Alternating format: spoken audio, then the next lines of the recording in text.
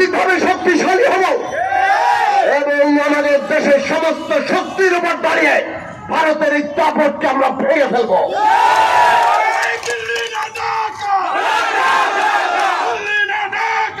আমরা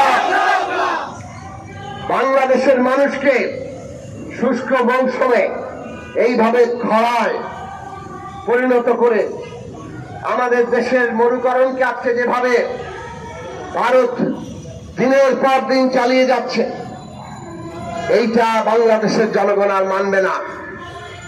আমাদের দেশের আগামী দিনের রাষ্ট্র পরিচালনা যাতে সেই জায়গায় যায়, সেই রকম ভাবে আমাদের রাজনীতি করে তুলতে হবে। আমরা অর্থনৈতিকভাবে শক্তিশালী হব এবং আমাদের দেশের সমস্ত শক্তির উপর দাঁড়িয়ে ভারতের এই দাপটকে আমরা ভেঙে ফেলবো।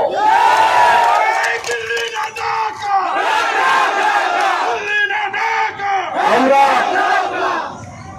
বাংলাদেশের মানুষকে শুষ্ক মৌসুমে এইভাবে খরায় পরিণত করে আমাদের দেশের মরুকরণকে আজকে যেভাবে ভারত দিনের পর দিন চালিয়ে যাচ্ছে, এইটা বাংলাদেশের জনগণ আর মানবে না।